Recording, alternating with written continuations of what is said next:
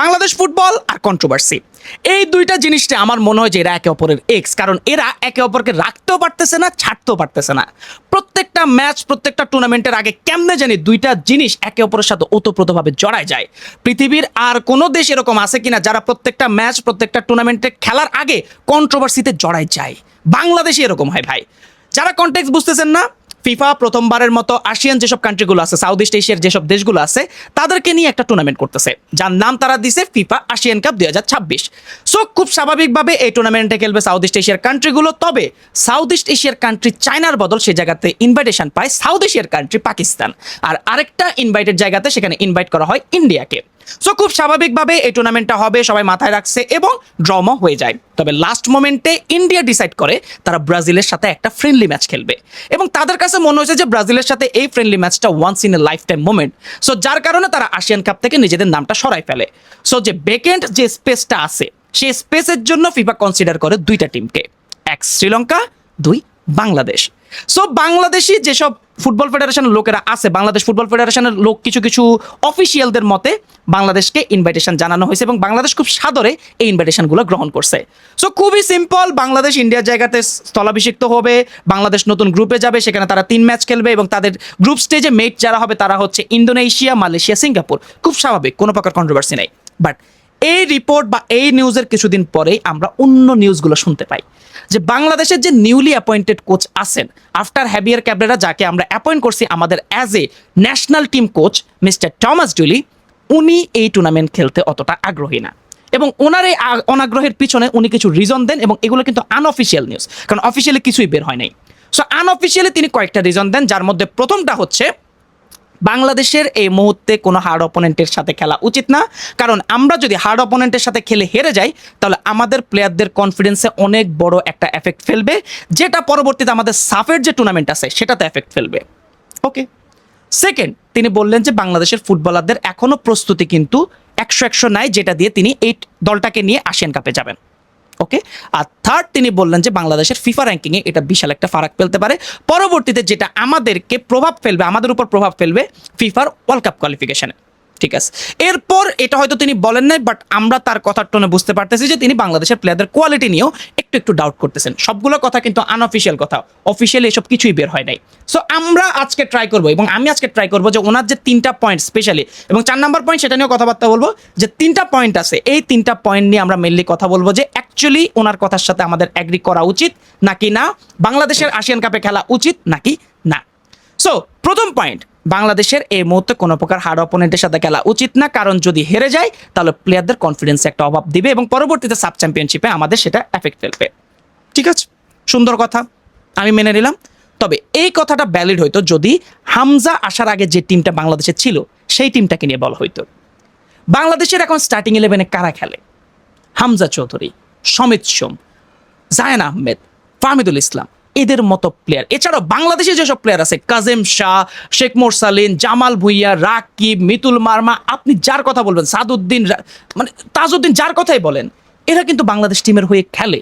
So এরা যথেষ্ট professional, এবং আমার মতে ওরা এতে আরো খুশি হবে যে আমরা ভালো ভালো 3টা টিমের এগেনস্টে খেলতে পারতেছি। যে টিমে পরবর্তীতে যোগদান করতে পারে ফারহান আলী ওয়াহিদ, এবং কেন যোগদান করতে পারে বলে আমি মনে করতেছি বলি, এটা কিন্তু একটা ফিফা স্বীকৃত টুর্নামেন্ট, এবং এটা ফিফার উইন্ডোর মধ্যে হইতেছে। সো প্রত্যেকটা ক্লাব তাদের প্লেয়ারদের ছাড়তে বাধ্য থাকবে যদি ন্যাশনাল টিম তাদেরকে ডাকে। সো আমরা একটা ফুল ফ্লেজড স্ট্রং টিম নিয়ে সেখানে খেলতে পারবো, তাহলে কেন আমরা এই টুর্নামেন্টে খেলবো না? কনফিডেন্সে কিসের অভাব পড়বে ভাই, আমার এটা বলেন। আমরা যেসব সাউথ এশিয়ার টিমদের সাথে আমরা সাফে খেলবো তাদের থেকে এই টিমগুলো বেটার, আমি মানতেছি, তাদের র্যাঙ্কিং আমাদের থেকে অনেক আগানো, আমি তাও মানতেছি, বাট আমাদের টিমটা কম্পিট করতে পারবে তো ভাই? এই 3টা টিমের সাথে, যে ইন্দোনেশিয়া, মালয়েশিয়া এবং যে সিঙ্গাপুর, এই 3টা টিমের সাথে আমরা প্রিভিয়াসলি খেলে আসছি। 22 সালে ইন্দোনেশিয়া এবং মালয়েশিয়ার সাথে খেলছি, এবং কিছুদিন আগে আমরা সিঙ্গাপুরের সাথে খেলছি। ইন্দোনেশিয়াকে সে 22 সালে আমরা ড্র করছি ইন্দোনেশিয়ার সাথে, মালয়েশিয়ার সাথে যদিও হারছি, এবং সিঙ্গাপুরের সাথে আমরা কম্পিটিশন ফুল রেখে আমরা হেরে গেছি যদিও, বাট আমরা তাদের সাথে জিততে পারি। তাহলে কেন বলতেছি আমি এই টিমটা এই জিনিসটার সাথে কোনোভাবে ম্যাচ খায় না? যে ইন্দোনেশিয়ার সাথে আমরা 2022 সালে ড্র করছি, এবং সেই টিমটার থেকে এই টিমটা তো ভাই অনেক বেশি আপডেটেড একটা টিম, তাহলে এই টিমটা কেন সেই কনফিডেন্সের অভাব ভুগবে? এবং তারা কি প্রফেশনাল প্লেয়ার না? তারা কি জানে না যে বাংলাদেশে কেমনে কি করতে পারে? আর আমার তো পার্সোনালি এটা বিশ্বাস আছে যে আমাদের এখন যেসব প্লেয়ারগুলো আছে, সামনে যেসব প্লেয়ারগুলো আসবে, তারা যথেষ্ট ক্যাপেবল এসব দলগুলোকে হারানোর জন্য। সো এই পয়েন্টটা কেন ভ্যালিড আমার জানা নাই, বাট সেকেন্ড তিনি যে পয়েন্টটা দিয়েছেন এটার সাথে আমি কিছু কিছু জায়গায় অ্যাগ্রি করি। সেটা হচ্ছে বাংলাদেশের প্লেয়ারদের এখনো পর্যন্ত প্রস্তুতি 100 না। আমি মানি, কারণ পৃথিবীর অন্যান্য দেশে ইতোমধ্যে তাদের লিগ স্টার্ট হয়ে গেছে। আপনি দেখেন যে হয় লিগ স্টার্ট হয়ে গেছে, না হলে সামনে হয়ে যাবে, কিন্তু বাংলাদেশ ফুটবল লিগ কখন চালু হবে এটা কেউ জানে না। এখনো পর্যন্ত স্কেজুয়ালই আসে নাই। ক্লাবের কথা যদি বলি, মাত্র দুইটা ক্লাব তাদের প্রস্তুতি শুরু করছে, কারণ তারা এশিয়ান কাপের যে টুর্নামেন্ট আছে চ্যালেঞ্জ লিগ, ওইটা তারা খেলতেছে, ফর্টিজ এফসি এবং বাংলাদেশ পুলিশ এফসি। কিন্তু এই দুইটা টিমের মধ্যে কিন্তু বাংলাদেশ ন্যাশনাল টিমের যে স্টার্টিং 11-এ যারা খেলে তাদের মধ্যে খুব একটা প্লেয়ার খেলতেছে না। তাহলে কোচের তো অ্যাকচুয়ালি খেলা দেখা লাগবে। আপনি ভিডিও ফুটেজ দেখায় স্পটে হয়তো প্লেয়ার ডাকবেন, বাট আপনি একটা প্লেয়ারকে অ্যাসেস করতে হলে তাকে মাঠে যাই দেখতে হবে। থমাস ডুলিকে ওই সুযোগটা তো দিতে হবে যে সে মাঠে গিয়ে প্লেয়ার দেখবে, দেন তার স্কোয়াড সিলেক্ট করবে। না হলে কি হবে, বাফুফের লোকদের সাথে কথাবার্তা বলে সে স্কোয়াড সিলেকশন হবে, সে একটা মুখস্থ স্টার্টিং 11 খেলাবে, পরবর্তীতে আমরা কিন্তু থমাস ডুলিকে দোষারোপ করবো যে সিন্ডিকেটের প্লেয়ারদের খেলাচ্ছে। এখন তার হাতে তো ওই সুযোগটা থাকতে হবে, তাদেরকে ওই প্লেয়ারের প্রস্তুতিটা দিতে হবে।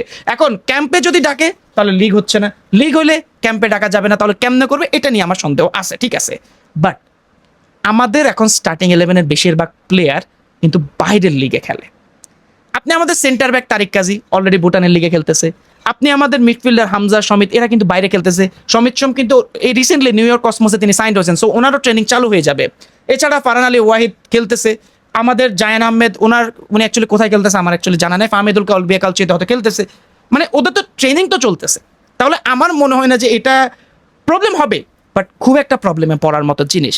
বাট কোচের এই পয়েন্টটা ভ্যালিড, আমি এটা মানতেছি, কারণ লিগটা এখনো স্টার্ট হইতেছে না যেহেতু, তাহলে আমরা কোচকে পরবর্তীতে দোষারোপ করতে পারবো না যে কেন সোহেল রানা সিনিয়রকে খেলাচ্ছে, কেন সোহেল রানা জুনিয়রকে খেলাচ্ছে, কেন সাদউদ্দিনকে খেলাচ্ছে।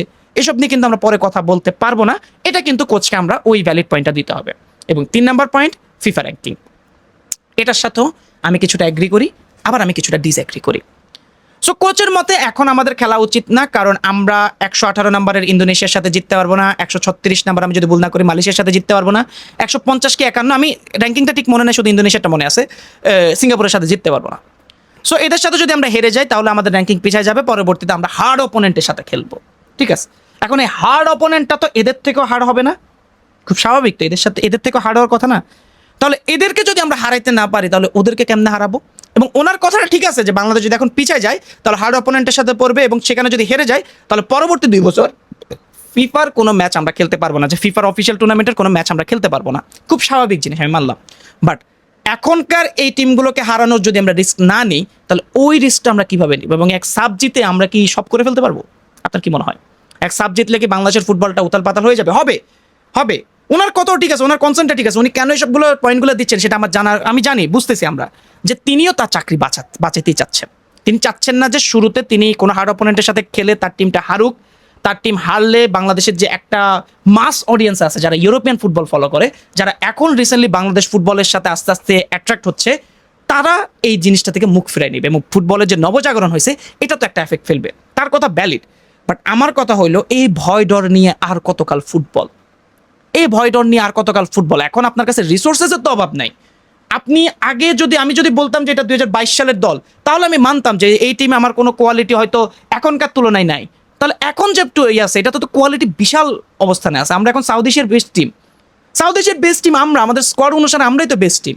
ইন্ডিয়ার সাথে আমাদের একটা কম্পিটিশন হইতে পারে, বাট তাদের থেকে আমরা বেটার টিম, এটা আমি মনে করি। তাহলে কেন আমরা এই রিস্কটা এখন নিব না? আমার তো মাথায় ধরতেছে না। সো ওভারঅল ওনার যে পয়েন্টগুলো ছিল আমি আস্তে আস্তে ডিবাঙ্ক করার ট্রাই করছি। হ্যাঁ, রিয়েলিস্টিক্যালি হয়তো আমরা তাদেরকে হারাইতে পারবো না, ঠিক আছে, আমাদের না হারার মানে জিতার চান্স খুবই কম, বাট বাংলাদেশ অস্ট্রেলিয়াকে ক্রিকেটে হারাই দিছে, যেটা কেউ চিন্তা করে নাই। সো আমি তো এখানে আমি টিমটাকে নিয়ে যথেষ্ট কনফিডেন্ট যে আমার টিম এবার জিতবে এবং সাফও আমরা জিতবো, আমি এটা কনফিডেন্ট, আমি নিজ থেকে কনফিডেন্ট। তাহলে আমি যদি আমার টিমকে নিয়ে কনফিডেন্ট থাকতে পারি, ফ্যান্সরা যদি আমার টিমকে নিয়ে কনফিডেন্ট থাকতে পারি, কোচ কেন থাকবে না, কনফিডেন্ট থাকবে না? রিয়েলিস্টিক্যালি আমরা তো এটা খুব একটা অপটিমিস্টিক আমরা হচ্ছি না, এটা তো রিয়েলিটি হইতে পারে এবং জিতা ছাড়া কোনো উপায় নেই। সাফ তো আমরা জিতবো ইনশাল্লাহ, বাট এশিয়ান কাপে তো আমাদের ভালো করার চান্স আছে। তাহলে কেন আমরা করবো না? আমি বুঝতেছি না, আমার হাত থেকে মাইক পড়ে গেছে।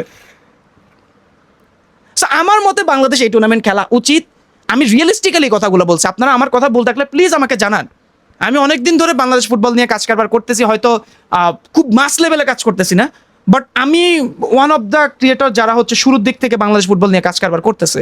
সো আমি বাংলাদেশ ফুটবলের সেই দলটাও দেখে আসছি, এখনকার দলও দেখে আসতেছি। সো সেই দল থেকে এই দলটা তো অনেক আপার লেভেলে ভাই, তাহলে এই দলটা কেন জিততে পারবে না আমার তো মাথায় ধরতেছে না। আমার মতে খেলা উচিত, আপনার মতে খেলা উচিত নাকি না, আপনি আপনার অ্যাকচুয়াল থট দিয়ে বলেন, এবং আমার যদি ভুল থাকে আমাকে প্লিজ জানান। সো ভিডিওটা কেমন লাগছে সেটা কমেন্ট করে জানান, এবং পরবর্তী ভিডিও পর্যন্ত সবাই ভালো থাকবেন, সুস্থ থাকবেন, সবাইকে আসসালামু আলাইকুম।